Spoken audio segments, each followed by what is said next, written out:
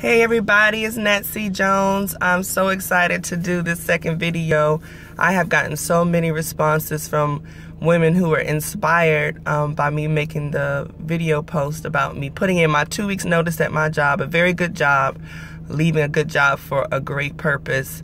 It's been about a week, a little over a week since I did the last video. Some things have come into play. I've gotten a lot of positive responses mostly, but of course, there's some people in the family, some friends that I haven't heard from in a while that think I'm crazy and are questioning and have a lot of negative things to say. This is when your faith is really challenged. You have to be very, very adamant about making the moves that God has instructed you to make, and understand that anytime you're trying to do something big, that you're going to get resistance. When God instructs you to do something, it's never going to make sense to everybody, because if it did make sense, why would he need to tell you? Just do it. If it was something that just made sense, everybody tries to do it, makes sense. But it doesn't make sense to leave your job when you have 2 babies and great benefits. But the pull that God has on me is so strong. I can't even imagine turning back. And I already put the 2 weeks notice in. So anyway, a couple questions came in about how I knew when it was time to go. And I knew. I wrote down some notes to help me remember what exactly happened when I decided to make the move. So number one, I had a year's worth of expenses saved up. So I don't want anybody to think that I'm just out here like, yes, Lord, and jumping out there and I don't have any preparation. I have about a year's worth of savings set up. I decreased my expenses as much as possible. What that looks like, no cable, cancel gym memberships to, and decide to work out at home, being more intentional about grocery shopping. I found a daycare that was less expensive to take my girls to. There are a number of things that I did, and there are 100 different ways that you can cut your expenses down, because the less expenses means more income. So I did save up some money. I had a detailed business plan. So like I said, I've been an entrepreneur before. I've made some mistakes before in that. I learned from it. And this job that I had really prepared me, actually, as much as possible to make this jump, because I sharpened some of the skills that I have. I made new skills on the job. And so I wrote out a detailed business plan and what it would look like for the upcoming year, what services I would provide, what type of clients I would pursue, all that kind of stuff. So I did a lot of planning going in. So another sign was that the current job was not meeting my needs anymore. My needs changed. When I first got the job, it was cool. I ended up getting pregnant right after getting the job, so my needs changed pretty quickly. Being there for 3 years, it got really hard the second and third years. That last year was really, really hard. 2017 was extremely difficult because of the hours that the job demanded from me, and because God gave me a nonprofit to start at the most inconvenient time. All of the stars were aligned for the Click for Girls to start up, and I had absolutely no time to do it, but it still worked. But it was extremely draining, and I knew that I could not do 2018 the way I did 2017. It would have killed me. So I had hit the limit at my job. Like, there was nothing else there for me. I wasn't learning anything extra. It was just kind of doing the same thing over and over again, and I wasn't really, I wouldn't say I wasn't really challenged, but I wasn't comfortable anymore, and my life had changed so that the job was just not working. I had taken my nonprofit dream as far as I could part-time. Like I said, I was doing the Click for Girls when I had some extra time on the side. There was such a strong response to it that there was no way to meet that demand without freeing up some of my time. So my nonprofit needed it. My children needed it because my relationship with my girls was strained. And I could tell, and my husband could tell, that I needed more time with my girls. So my life said, you have to make a change. And lastly, I followed the signs. There were so many signs telling me this is time, this is time.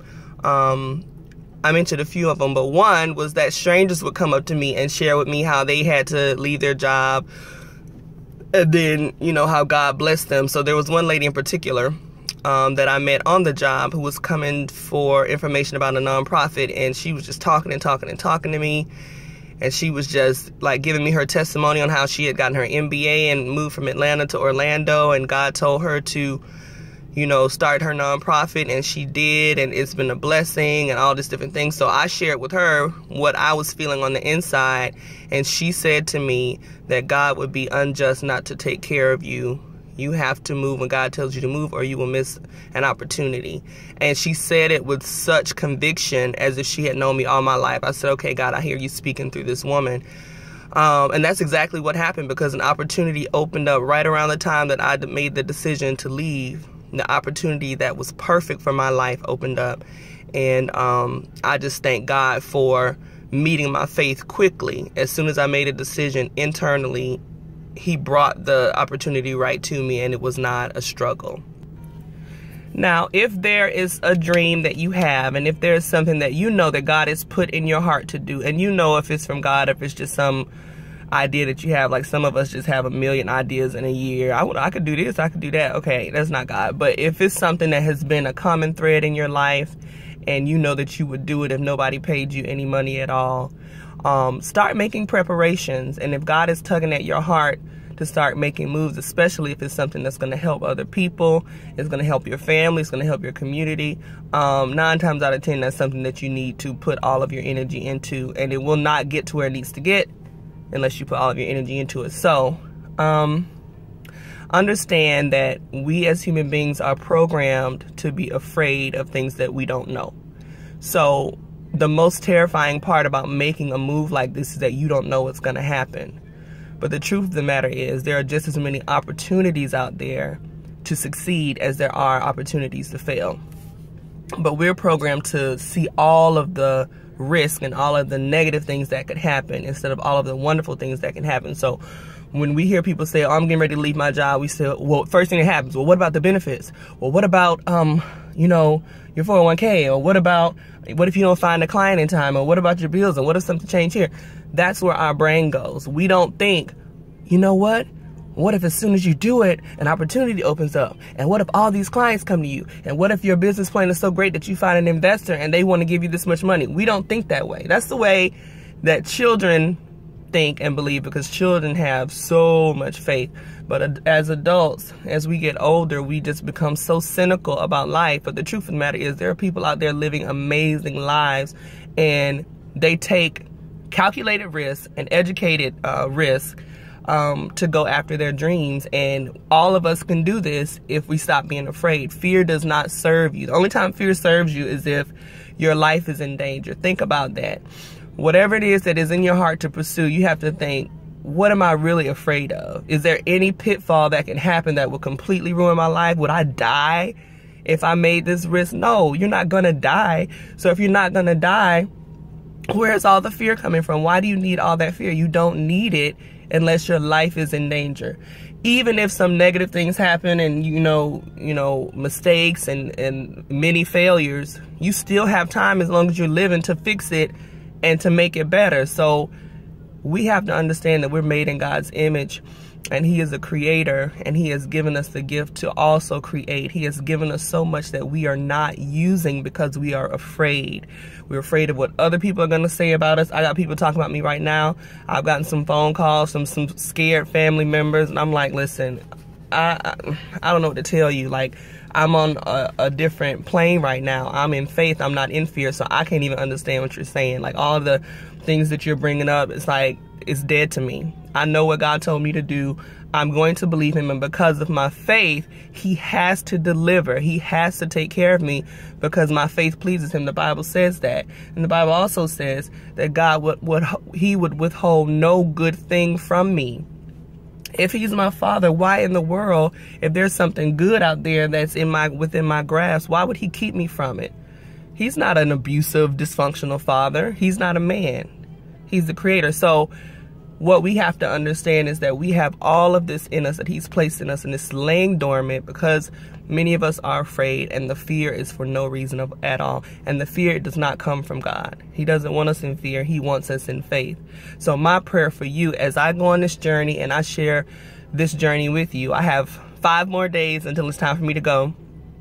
My prayer is that you're inspired and that you will pray more and that you will listen to God and find out the steps that you need to take your life to the next level. What I do now in the morning before I even open my eyes, I'm thanking God for this opportunity. I'm thanking him for keeping me. I'm thanking him in advance for all of the blessings and favor that's going to come with my obedience and my walking in faith. And before I go to bed, I do the same thing. Like, my relationship with God is on another level now because I need him more than ever now, because I'm not dependent on anybody else except him. So we need to make sure we're in communication. I need to be able to hear from him because there's so many other people saying other things. I need his voice in my ear. So I pray that you get his voice in your ear also, and that nothing, no fear, no trepidation, no anxiety, nothing will keep you from doing what God told you to do. I love y'all, and I'll do probably another video in a week. I'll try to keep you engaged and let you know what's going on. Like I said, I have 5 more days until my last day at the city. Everything is going good. Everything is smooth, and I'm staying positive. And thank y'all so much for all the encouragement. And I'll talk to you soon. Bye.